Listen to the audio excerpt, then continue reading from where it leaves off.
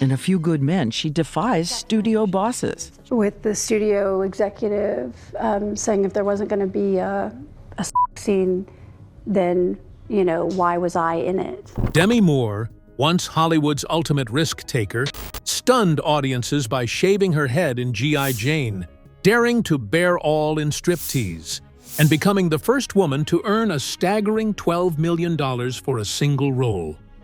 But behind the glamour were rivalries, betrayals, and actors she could never forgive. I asked if it was true. He admitted it right away, and I think my response was, "Are you kidding me?" Now, at 62, Demi finally reveals the 5 names she hated the most, the figures who turned her triumphs into scars. So, which faces hide behind this list?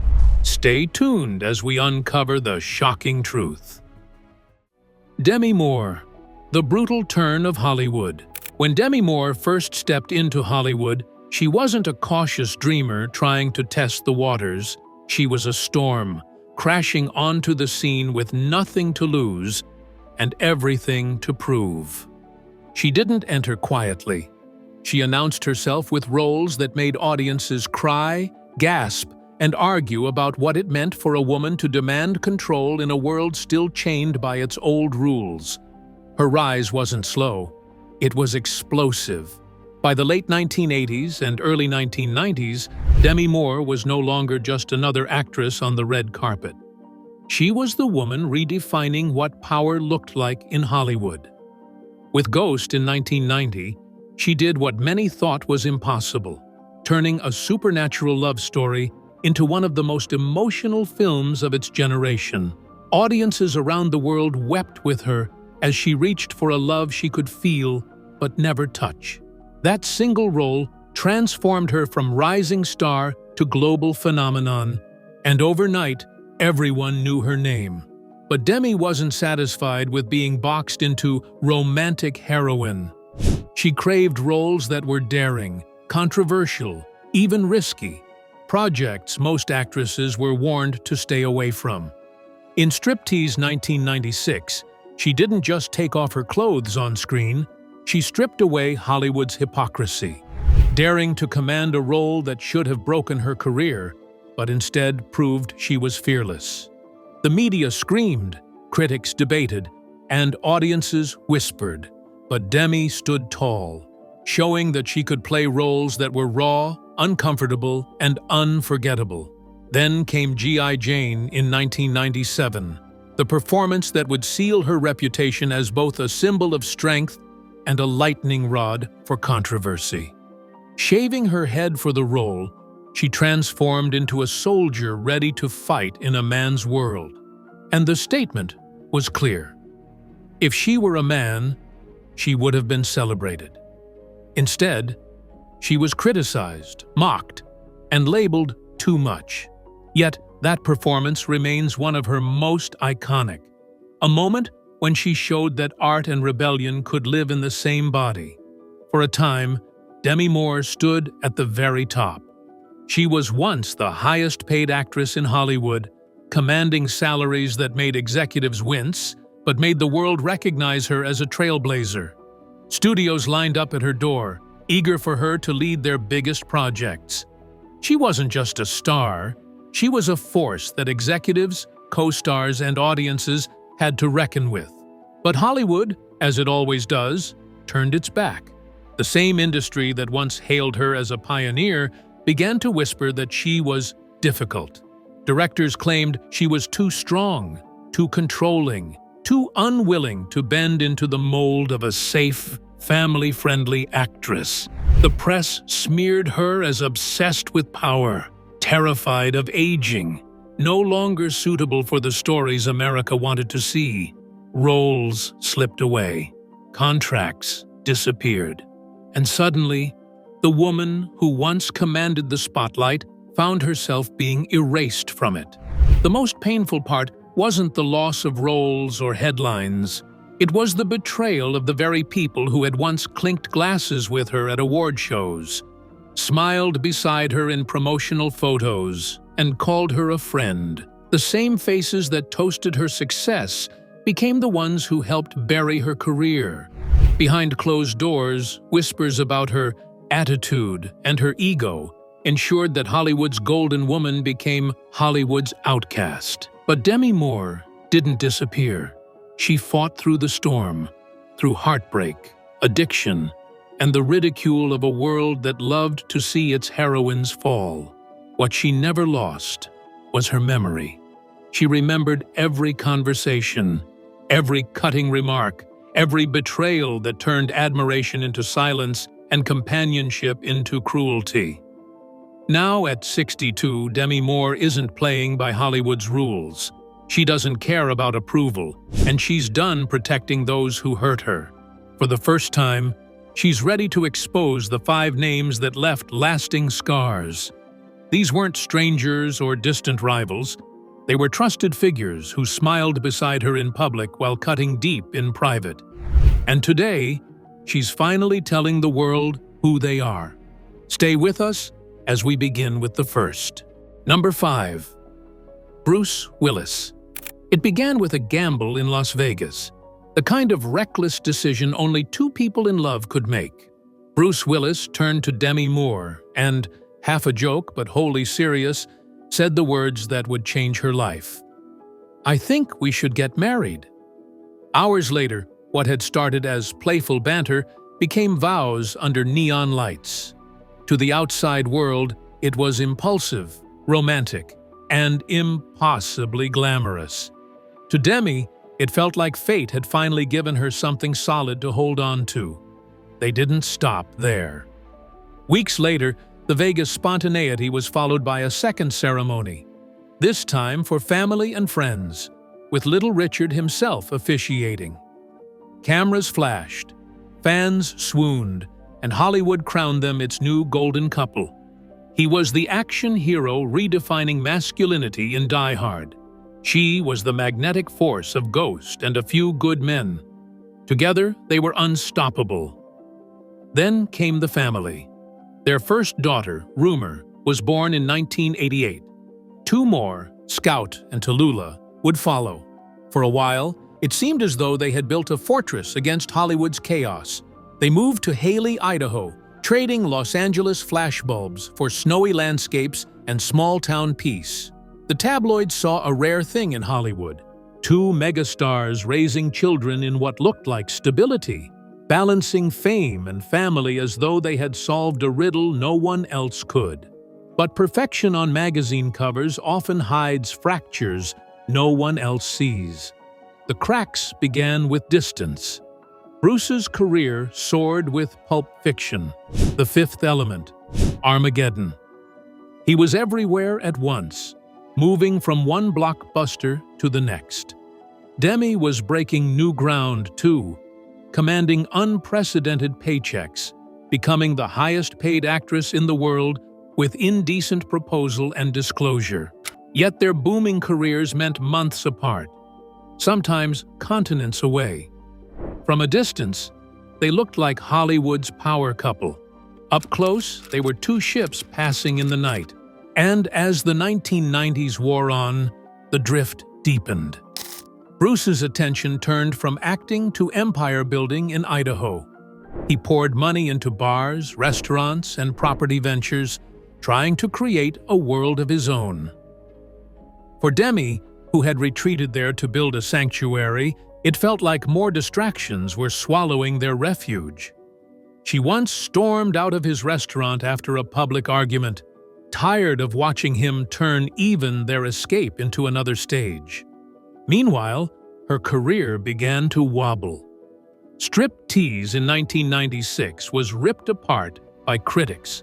G.I. Jane pushed her through brutal training and personal sacrifice, but instead of respect, she was met with ridicule. For the first time, studios questioned her bankability. And in those moments when she needed her husband's support the most, Bruce was absent. Not once did he visit her on set. The silence wasn't neutral. It was a wound that told her she was alone. As Demi's career faltered, Bruce's only grew brighter.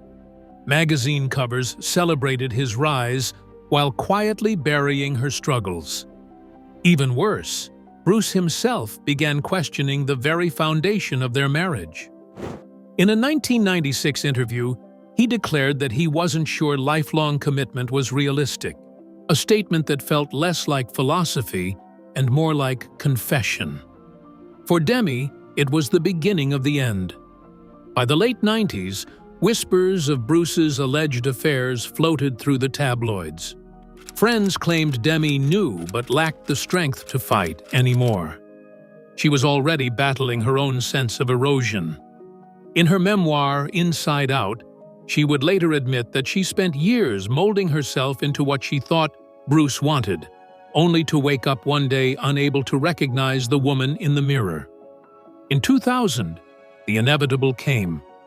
They announced their divorce. The media called it amicable. Photos showed them smiling at family events, co-parenting gracefully, even appearing at parties together. But behind those staged smiles, Demi was collapsing. Just months after the split, she was hospitalized for emotional exhaustion. Privately, she wrote a single line that captured the truth of those 13 years. "I don't hate him for leaving. I hate that he made me believe love was enough."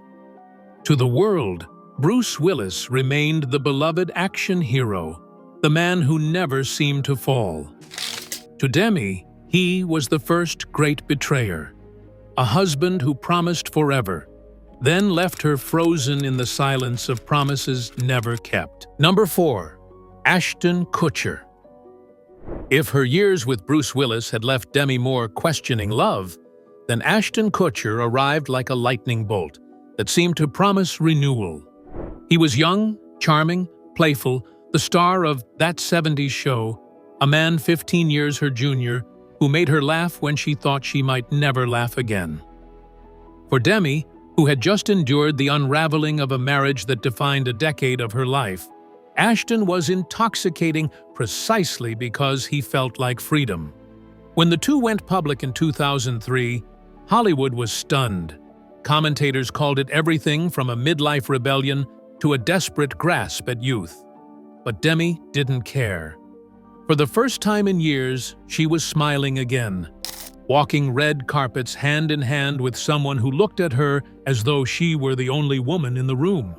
Together, they defied convention, mocking the whispers about their age gap by leaning even harder into their love. The marriage followed in 2005, sealed not only by vows, but by the approval of her 3 daughters, who adored Ashton.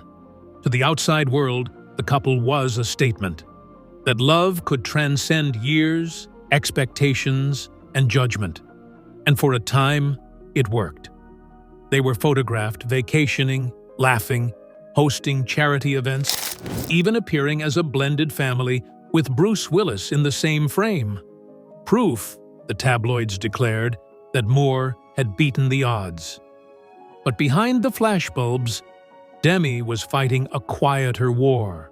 Being married to a man 15 years younger came with a shadow she could never quite escape: insecurity. She began to question her reflection. Was she still beautiful enough? Was she still desirable? She pushed her body into brutal diets, trained until exhaustion, and subjected herself to cosmetic surgeries. Each procedure a desperate attempt to keep pace with the image of youth she feared Ashton might one day crave elsewhere. She wasn't just fighting time. She was fighting the fear of becoming invisible. The cracks began to show in 2011. On their 6th wedding anniversary, headlines exploded. Ashton Kutcher had spent the night with a 22-year-old woman. The betrayal was staggering, not only for its timing, but for its cruelty. While Demi had been clinging to the idea of permanence, Ashton had chosen novelty. She said nothing publicly, but inside, she withered. Just 4 months later, her body gave out. She was hospitalized for exhaustion, but the truth was more brutal. Her spirit had collapsed. The final blow came not from the affair itself, but from a message she found on Ashton's phone. 4 words that shattered her completely. "You make me feel old." For Demi, it wasn't just betrayal. It was humiliation. She had sacrificed her health, her confidence, and even her sense of self to stay young for him, only to be discarded like a ghost of her former beauty. Online, the cruelty was merciless. She was mocked as a cougar, laughed at as though she were some tragic cautionary tale about aging women daring to love younger men. The same media that once worshipped her now paraded her pain as entertainment. Ashton moved on quickly. He married Mila Kunis, started a family, and rebuilt his image as Hollywood's wholesome father figure. Meanwhile, Demi was left to piece herself back together. She admitted later in her memoir, Inside Out, "I don't hate that he cheated.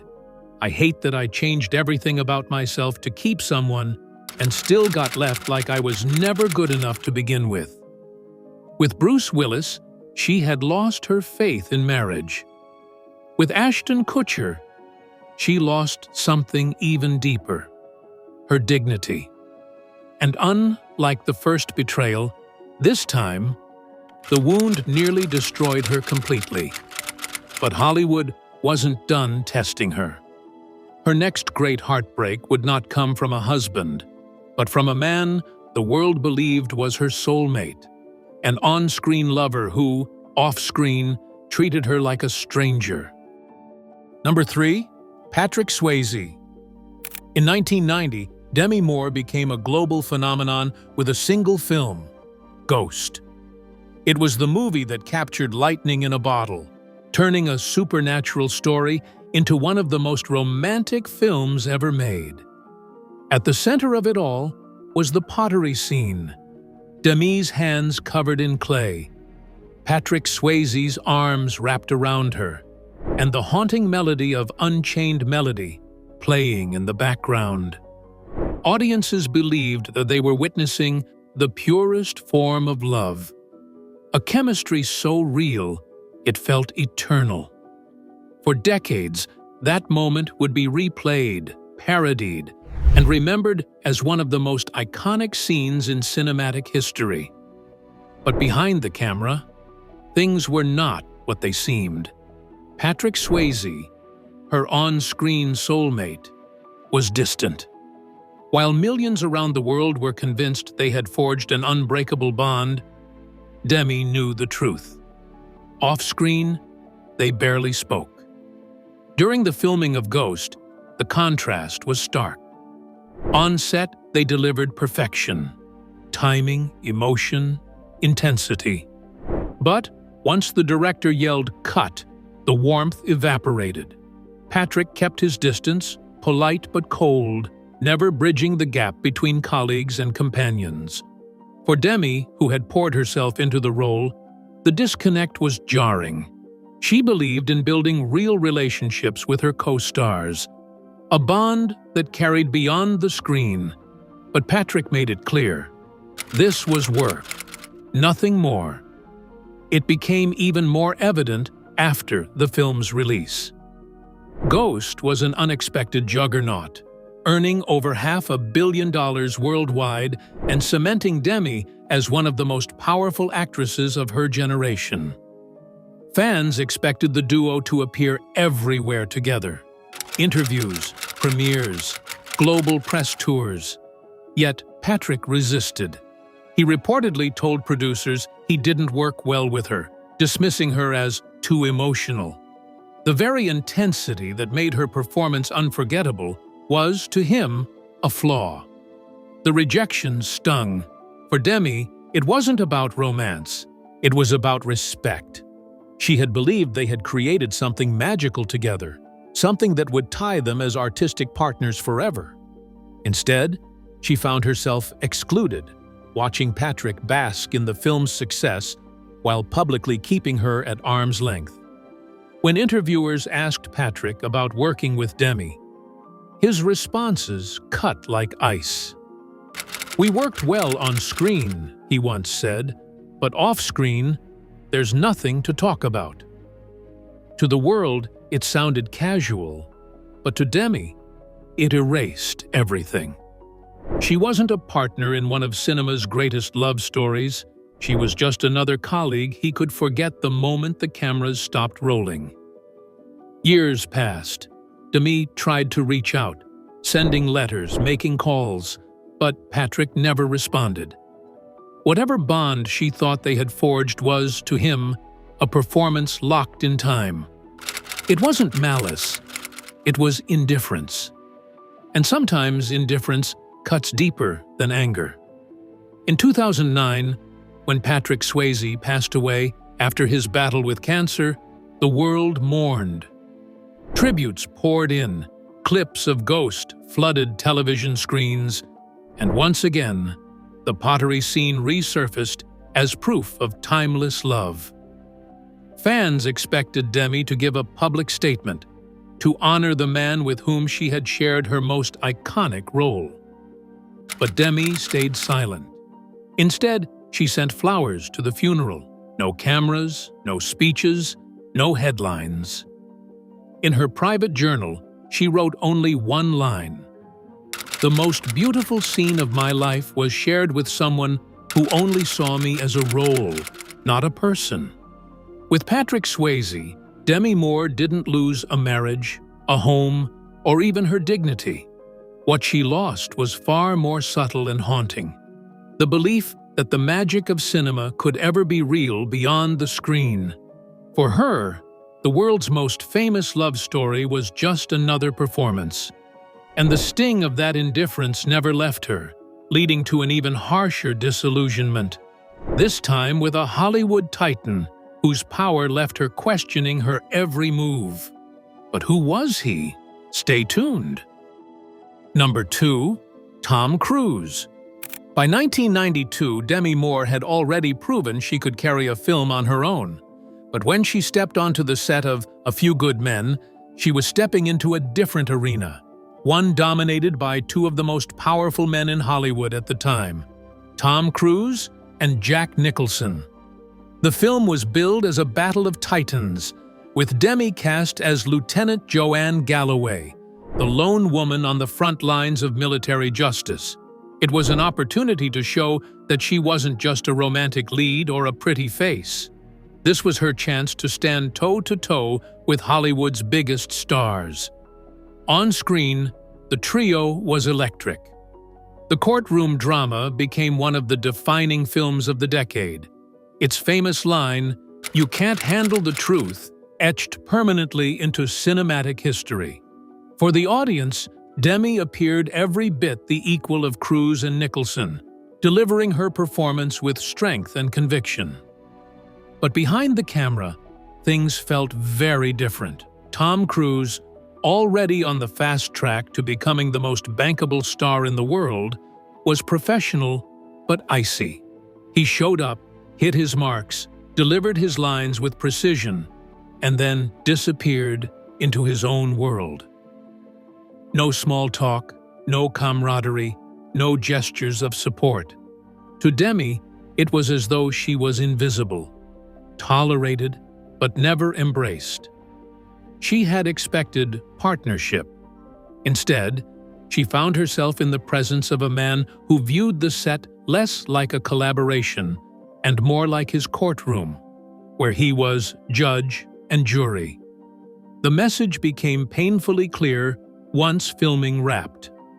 While Demi hoped for some acknowledgement of their shared work, Tom cut off contact completely. No calls, no effort to maintain even a professional friendship. For him, A Few Good Men was just another stepping stone in his career. For her, it had been something more, a battle to prove she belonged among the best. The wound deepened when she saw how Tom spoke about her in public. Or rather, how he didn't. In a 1994 interview, when asked about working with female co-stars, Cruise remarked, "Some people try too hard to prove they're strong. Real strength comes from control." The words never mentioned Demi by name, but she knew. Everyone knew. It was a quiet dismissal, an insinuation that her intensity and passion on set weren't assets but flaws. And when the awards season arrived, the imbalance became undeniable. A Few Good Men received Oscar nominations, glowing reviews, and endless praise for Cruise and Nicholson. Demi's name? Absent. When reporters pressed Cruise about her performance, he simply smiled and said, "I'm not sure how much of a role she played in the film's success." To Demi, those words cut deeper than silence. She had worked tirelessly to hold her own in a film designed as a showcase for men, only to be erased from the narrative by the very person she had stood beside. In her eyes, Tom had never seen her as a teammate. He had seen her as a supporting act in his story, someone to fill the space until the spotlight returned to him. It wasn't the shouting of Jack Nicholson's iconic monologues that haunted her. It was Tom's quiet gaze, his cold professionalism, his refusal to recognize her as an equal. That, for Demi, was its own kind of verdict. With Tom Cruise, she didn't lose a marriage or her dignity. What she lost was something more insidious, the right to stand as an equal in a man's world. And as she watched him rise higher, becoming an untouchable Hollywood giant, she carried the memory of those words, that silence, that dismissal. Her next betrayal would not come from a courtroom or a battlefield, but from a man who had once been her partner in passion on screen, a co-star who, instead of celebrating her artistry, reduced her to an object of desire for an entire generation. Let's keep watching. Number 1. Rob Lowe. Before Ghost and before G.I. Jane, there was About Last Night in 1986, the film that catapulted Demi Moore into stardom. It was raw, passionate, and daring, a story about modern love that relied heavily on its two leads, Demi and Rob Lowe. Together, they brought to life one of the most intimate, sensual portrayals of romance the decade had ever seen. For audiences, their chemistry was undeniable. The film was celebrated as a cultural landmark for capturing the messiness of love in a way Hollywood rarely allowed. But for Demi, what was supposed to be her breakthrough turned into something far more painful. While she was giving everything to the role, digging deep into vulnerability, shaping a character that would show she was more than just another pretty face, Rob Lowe was treating it like a playground. On set, he carried himself with the charm that made him one of the era's brightest young stars, but also with an air of detachment. To him, the sex scenes were a game, something to laugh about later in the makeup trailer. To Demi, they were art. Each scene mattered. Each emotion was real. She wanted the audience to see beyond the physicality, to understand the deeper loneliness and longing of her character. But instead of being celebrated as an actress who elevated the material, she found herself overshadowed by Rob's reputation as a Hollywood heartthrob. The aftermath was worse. When Rob's infamous sex tape scandal broke in 1988, the media frenzy dragged Demi's name back into the headlines, despite her having nothing to do with it. Tabloids gleefully blurred the lines, connecting her to Rob's scandal simply because of the film they had made together. And Rob, rather than shielding her, leaned into it. In interviews, he began casually recalling their steamy scenes in About Last Night as proof of his supposed sexual charisma. For Demi, it was a nightmare. The film that was meant to showcase her talent was instead being twisted into ammunition for Rob's redemption story. He was portrayed as the scandalous bad boy bouncing back, while she was reduced to a backdrop in his narrative, her artistry erased by innuendo. The final insult came during a television interview when Rob said, Demi is the ideal co-star. She always puts you in the right mood. It was meant as a compliment, but to Demi, it was crushing. Years of hard work, training, and dedication collapsed into a single insinuation that her worth lay not in her craft, but in her ability to arouse desire. She once admitted privately, "I didn't shoot love scenes to turn anyone on. I shot them because they mattered to the story." But for some people, being a woman means you're already an object. That single comment from Rob haunted her. Not because it was cruel, but because it revealed how easily Hollywood could strip away a woman's dignity and reduce her to nothing more than a prop in someone else's fantasy. Rob Lowe survived his scandal. He rebranded, rebuilt his career, and was eventually praised as a symbol of reinvention. For Demi, the damage lingered. Whenever her name was mentioned alongside the bad girls of the 80s, it was as though the work she had poured her soul into had been erased, replaced with whispers about bedroom scenes and tabloid headlines. With Rob Lowe, Demi didn't just lose a role or a reputation. She lost the right to be taken seriously in Hollywood at a crucial moment in her career. What should have been her launchpad became a trap, one that followed her for years. And so, Rob became the fifth name on her list, the final betrayer. He wasn't a husband who broke vows or a colleague who dismissed her. He was something more insidious, a reminder of how quickly Hollywood could turn a woman's artistry into someone else's object of desire. By now, Demi's story was no longer just about failed marriages or strained co-star relationships. It was about survival in an industry that devoured women and applauded men. And at 62, with the weight of decades behind her, she is no longer afraid to name them, to lay bare the truth of the 5 men who scarred her. Because, for Demi Moore, memory was the one thing she never lost, and silence was the one thing she refuses to keep. No more masks. No more silence. For years, Demi Moore carried her pain behind a mask. She smiled on red carpets, posed for magazines, and played the role of Hollywood's survivor. But beneath the glitter was a different truth. A woman cut open by the very people closest to her. Bruce Willis had promised forever, then left her questioning whether love itself was real. Ashton Kutcher gave her youth's thrill, only to shatter her dignity. Patrick Swayze immortalized a love story with her on screen, but off-camera, treated her like a stranger. Tom Cruise reduced her to a supporting act in his courtroom of control. Rob Lowe turned her breakthrough into scandal, leaving her talent overshadowed by innuendo. 5 men, 5 betrayals, each one different, but each carving away a part of her.